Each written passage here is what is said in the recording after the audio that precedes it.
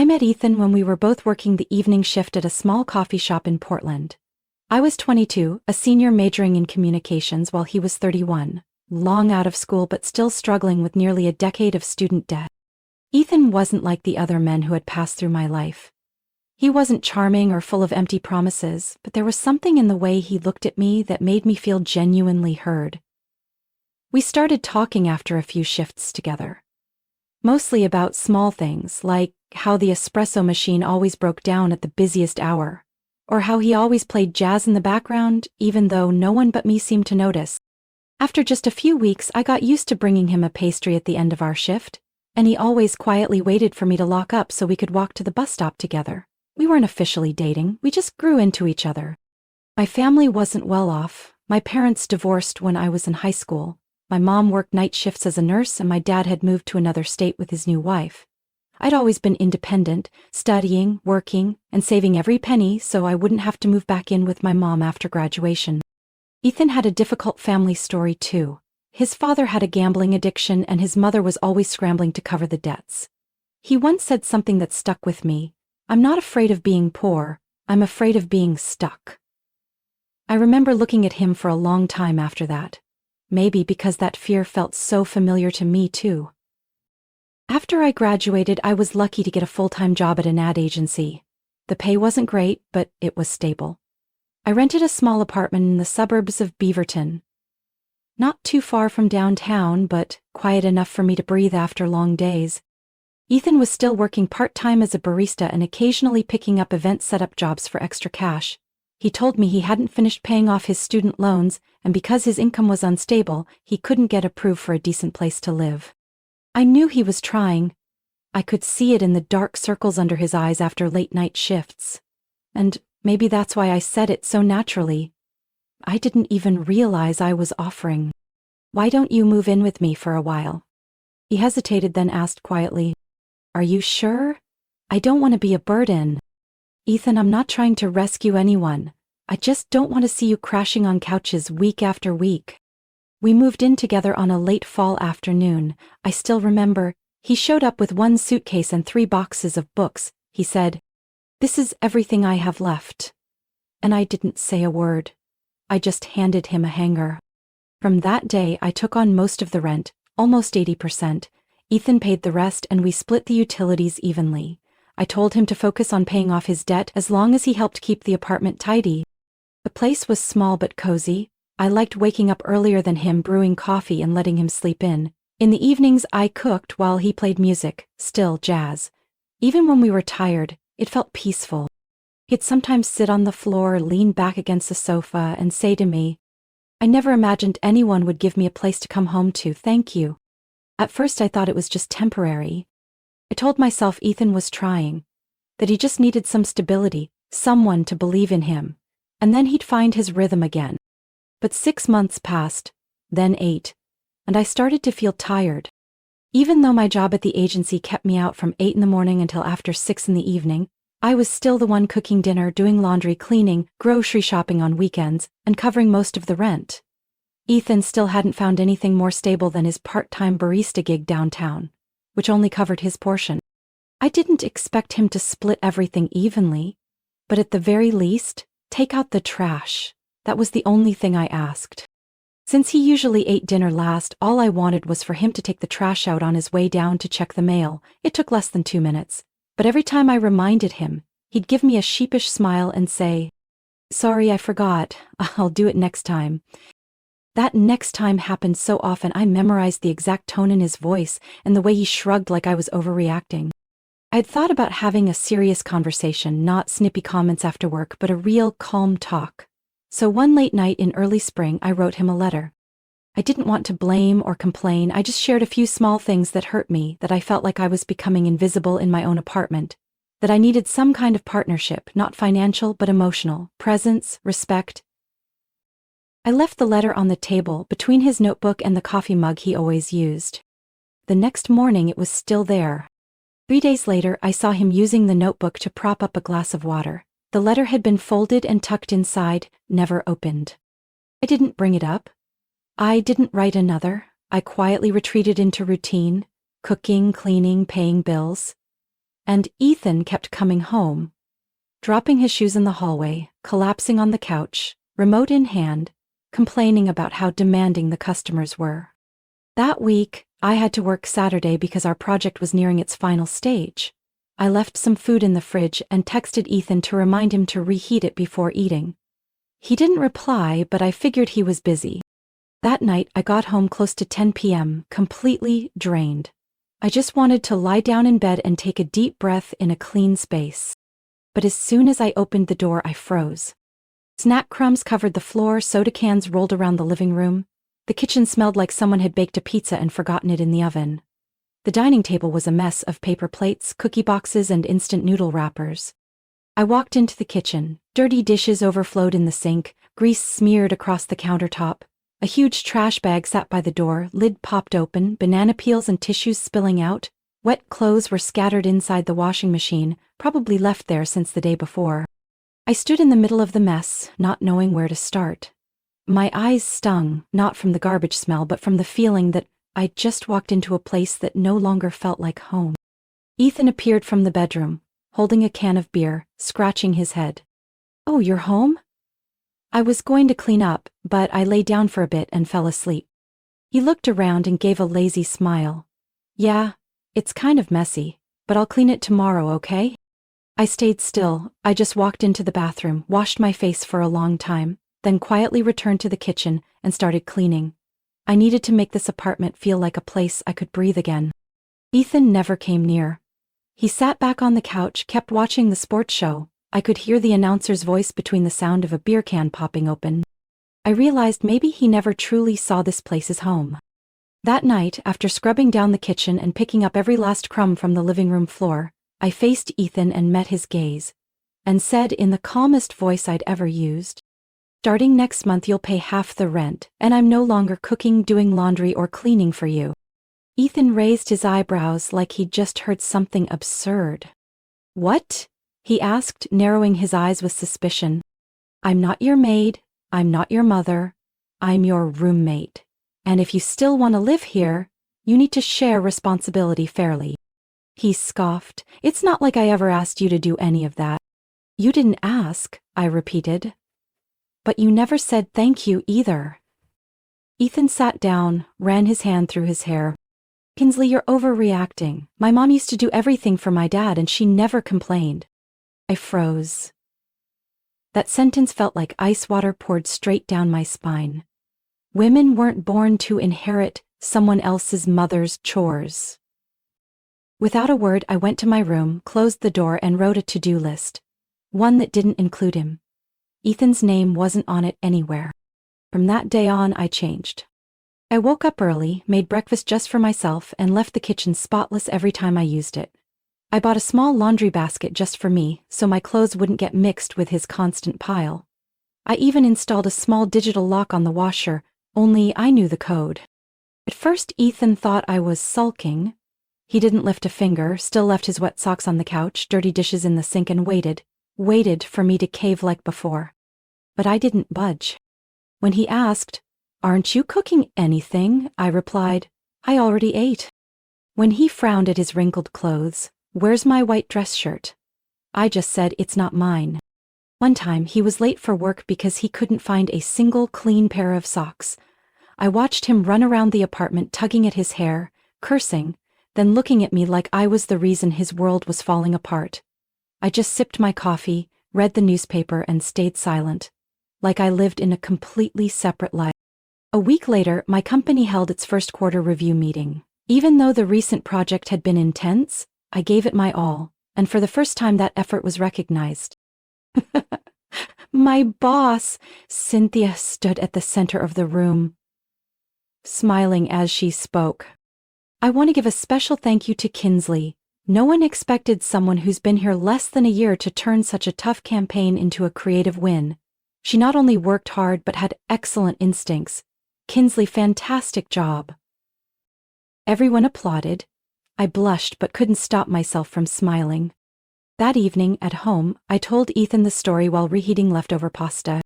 He was sitting in front of the TV, beer can next to the remote. He listened, said nothing. When I ended the story with a joke, My boss even called me a woman who leads. He gave a dry laugh. Yeah, because women these days only care about leading. What do you mean? He shrugged, his eyes colder now. Nothing, just sometimes I wonder if you want a boyfriend or a subordinate. I tightened my grip on the glass in my hand but didn't react. I got it now. Ethan didn't want a partner. He wanted someone to serve him and admire him quietly, unconditionally. I said calmly, "If you want to be served, find someone else. I'm not her anymore." Ethan had no words, but for the first time, that usual smug look in his eyes was gone. In its place, confusion. I didn't care what he was thinking. I was finally learning to think for myself. About 2 weeks after that quarterly meeting, I walked through the front door after work and found Ethan sitting at the kitchen table, sweating, holding a bank debt notice. Before I could say anything, he spoke first. "Kinsley, can you lend me $2,000? I set my bag down on the chair. "For what?" Ethan looked at me, so straight, so shameless. "I want to buy an engagement ring for Bella." I laughed. I didn't know if it was from shock or bitterness, but there wasn't a trace of humor in it. "Come again?" His face didn't change. "Bella is kind, mature, and traditional. I think she deserves a proper ring." "And you think I'll help you buy a ring to propose to another woman?" I asked, my voice so cold it startled even me. Ethan blinked. "It's not like that. I mean, you always supported me. You believed I could do anything." I held his gaze, then slowly shook my head. "No, Ethan, I used to believe, but that belief is gone." I simply took out my phone, opened the banking app, and transferred my final month's rent payment, my half, to the landlord. Then I looked up and said clearly and firmly, "You have until the end of the month to move out of this apartment." The next night, Ethan came home reeking of beer, his shirt wrinkled, his eyes bloodshot. 3 short knocks landed on my bedroom door, then pushed it open like this was still his home. I was folding laundry, so I just glanced over and asked, "What is it?" He leaned against the doorframe, slurring slightly. "I don't get it. Why are you being so cold?" I set the pile of shirts aside. "Because I've run out of reasons to be kind to someone who only knows how to belittle decency." Ethan laughed. "This is all about that marketing team lead position, huh? You think you're hot stuff now? Think you don't need anyone, so you're kicking me out of your life? It's not because I'm good at what I do, it's because I refuse to become a shadow in someone else's story." He stepped into the room, raising his voice. "Women these days are terrifying. Always strong, independent, don't want to be wives, just want to be the boss. I'm not afraid of being a wife. I'm afraid of marrying someone who makes me apologize to myself every day." Ethan went silent for a moment, like he'd just been slapped with ice water in the middle of the night. I walked to the door and opened it. "I'm tired. Say whatever you need to say, then let me have some peace." He searched my face for one final flicker of sympathy. "Bella can give me the kind of life you never could," he said. "Well, congratulations," I smiled. "You should go be with her. And don't come back here again." 3 days before Ethan's move-out deadline, I came home late after finalizing the plan for a new brand campaign. I was looking forward to a hot shower, a bit of salad, and a few chapters of the book I'd been meaning to finish. But the moment I stepped in, everything stopped. In the living room, under the warm yellow light, the scene burned my eyes. Ethan was lounging on the sofa, and beside him was a blonde woman in a tight dress, holding a large designer bag. She had her legs propped on the coffee table and was laughing loudly as Ethan poured wine into her glass. I recognized her immediately. Bella, the woman Ethan once called just a close coworker. The one he planned to propose to, with a ring he wanted to buy using money I was supposed to lend him. The one he said was sweet, traditional, and not like you. No warning call, no text asking if I'd be home early. I paused for a moment, then acknowledged them with a slight tilt of my head. "Hello," I said, keeping my voice steady. Bella glanced at me, lips tight, eyes indifferent. "Oh," she said slowly, "I thought you'd already moved out." Without a word, I set my coat on the chair and walked to my bedroom. But as I finished changing and went out to get water, I heard Bella's voice from the living room. "Are you serious? I still don't get why you lived with someone like that for 2 years. Ethan's laugh rang out. "Trust me, I don't know how I lasted that long either. But she was convenient. Covered most of the rent, cooked, cleaned, didn't complain like other girls." I froze behind the door, my hand clenched around the cabinet edge. Bella snorted with a sneer in her tone. Wow, you really let her support you. Not exactly support, Ethan replied, like he was reminiscing about an old joke. I just took advantage, really. I mean, back when I was dead broke, who wouldn't want someone willing to pay 80% of the rent without asking questions? Then he added, in a tone I'll never forget. She always tried to please me. Kinda sad, honestly, but she had no spark. You know me, I was never into plain girls. I stood motionless. Not because I was surprised, but because his words confirmed everything I had long suspected. I had been used. Not just for money, but for my trust. I didn't walk out. I didn't confront them.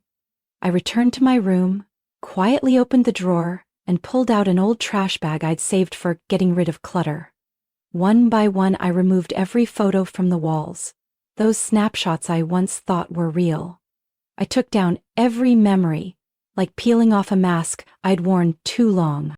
I stared at the bare white wall in front of me and knew I'd just turned the page. No more halfway. No more forgiving selfishness disguised as love. Ethan could sit there with his wine and his new girl, but me? I wouldn't let this end in silence. I began drafting a plan, carefully, in a way Ethan could never see coming. 2 months after Ethan moved out, I had settled back into my rhythm. No more beer cans popping after work, no more sink filled with dishes I didn't use, no more blank stares that treated my effort like obligation. The apartment had turned into a quiet little world I hadn't realized I would love this much. But then, on a Tuesday evening as I entered the apartment lobby and checked my mailbox, I found an ivory envelope with gold trim.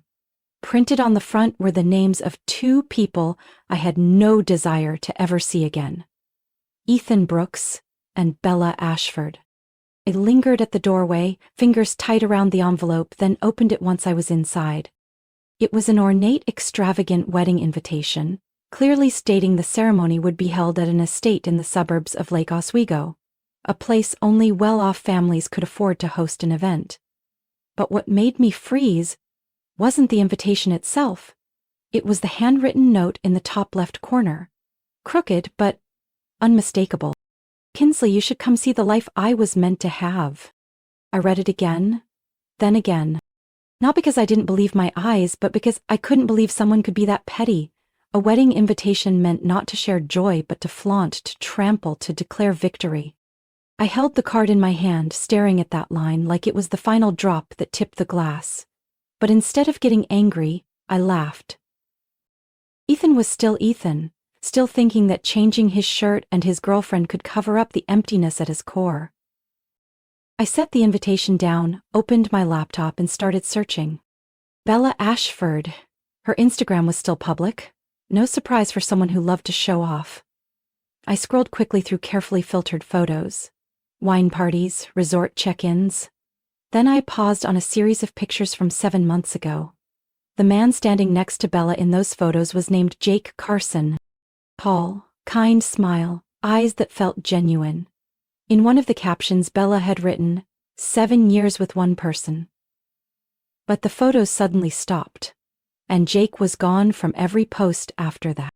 I opened Facebook, searched his full name, and found him. A simple profile picture, just an ordinary man. Nothing flashy, nothing fake. I sent a friend request, and to my surprise he accepted it 10 minutes later. I sent a short, honest message.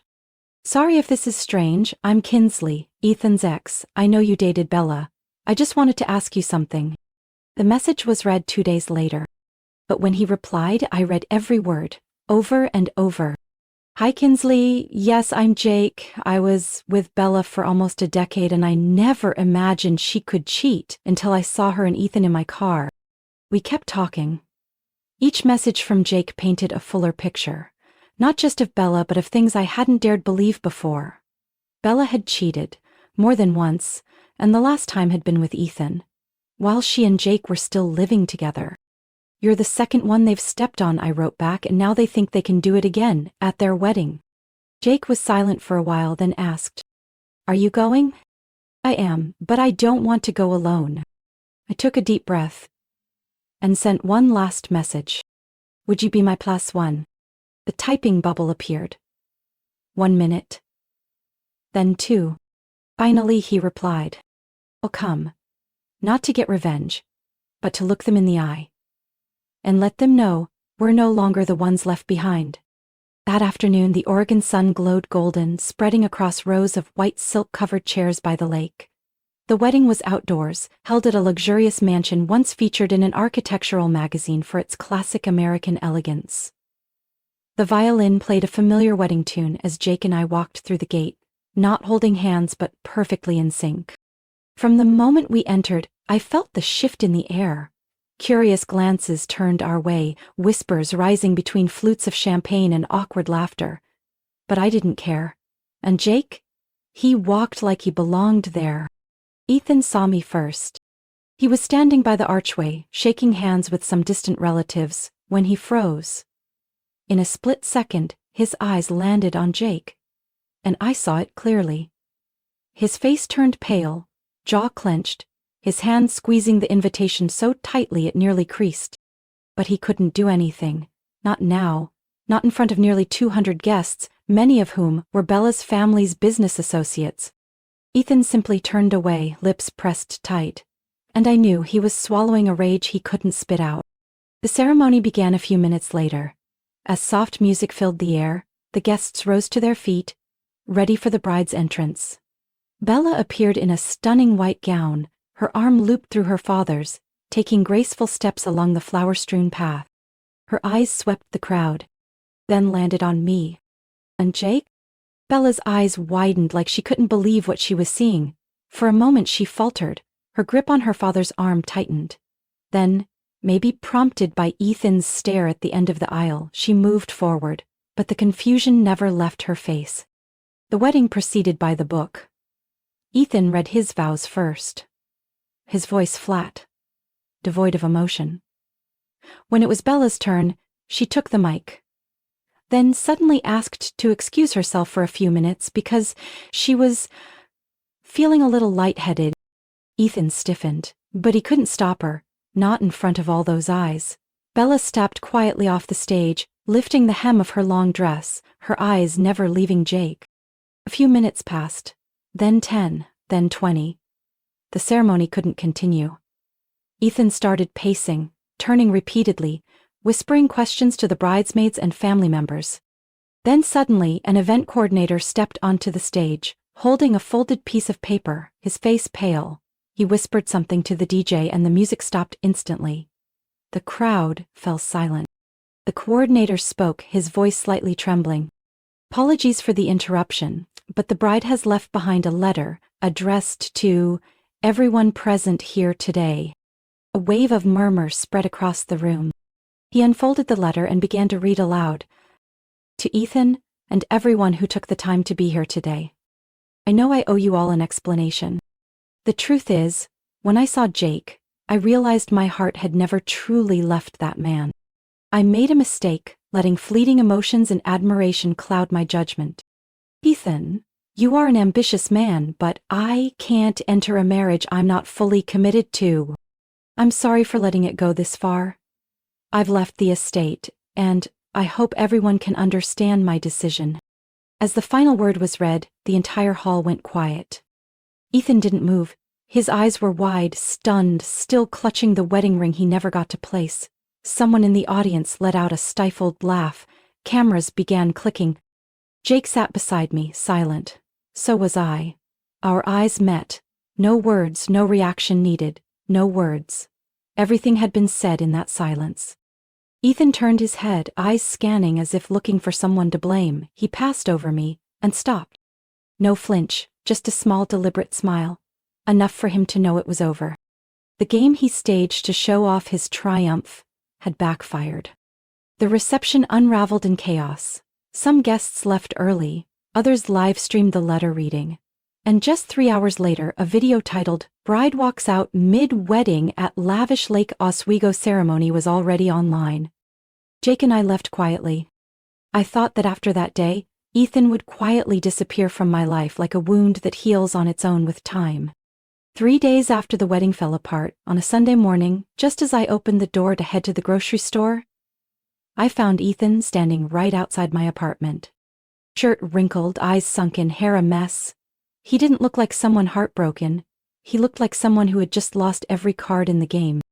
"Feel proud now?" His first words, no greeting. I stayed calm, arms crossed. "Why are you here?" Ethan stepped closer, pointing at me like I was the root of every disaster. "You ruined my life. Do you even know what you did? You brought Jake to the wedding just to humiliate me." I looked at him for a long moment, then replied slowly, "I didn't ruin your wedding. You destroyed it yourself with your own greed and lies." Ethan opened his mouth to say something, but I raised my hand, cutting him off. "And if you don't leave right now, I'm calling the police. Believe me, I'm not bluffing." He stepped back half a foot, eyes still burning red. "You always think you're so righteous, don't you?" I didn't answer. I closed the door in his face, not letting another word in. That same afternoon, I called the locksmith to change all the locks. At the same time, I scheduled the installation of a hallway security camera. I wasn't going to live in fear of a man who didn't know how to stop. I also blocked all contact from Ethan. Calls, texts, social media. Whatever he lost, I wasn't going to return. And whatever I lost because of him, I didn't want it back. It wasn't worth it. A week later, Jake texted and asked if I wanted to meet for coffee. He said he had something to share and Bella would be joining.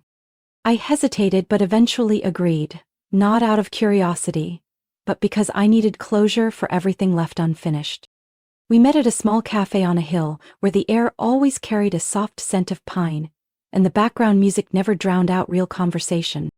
Bella arrived first. She no longer wore the overdone outfits, just a simple beige sweater, light makeup. She looked more real. "Kinsley," she said as she saw me. Her voice was no longer haughty but gentle, sincere. "I know no apology can undo what happened, but I still want to say, I'm sorry. For underestimating you, for believing Ethan, and for thinking you were someone easy to manipulate." Jake, sitting beside her, gave a small nod. "Thank you for giving us the chance to end this peacefully." Bella continued, eyes steady. "Back then, I was jealous of you. You were too strong, independent. You didn't need anyone to protect you. I hated how I couldn't live that way, so I acted superior." I gave a faint smile. "And you realized that?" "I did, when I stood between two men and saw only one truly respected me. I didn't ask who, I already knew." We left the cafe after nearly an hour of talking. As we stepped onto the sidewalk, I noticed a sign in front of another coffee shop. "Now hiring part-time. Experience preferred." The sign made me smile, soft, almost to myself. Jake asked, "What is it?" I pointed to the words. Back then, Ethan and I met because of a sign just like that. A coffee shop, a part-time job, and a foolish girl who thought, "He needs me." Jake chuckled softly. "And now?" I gripped my coat tighter, took a deep breath. "I don't need to be needed to feel alive. I live on my own terms now." And I knew after everything I no longer carried anger, but I also had no desire to be tied to them again. I returned to my apartment that afternoon, sunlight spilling through the window. I brewed a cup of tea, opened my laptop, and started planning a short trip to Arizona. It had been a long time since I felt like myself again. And this time, I wasn't running away, I was beginning anew. With the lightness of someone no longer carrying anyone else's weight. My story isn't about revenge. It's about awakening. I once traded time, money, and trust for someone who didn't deserve any of it. Just because I was afraid of being alone.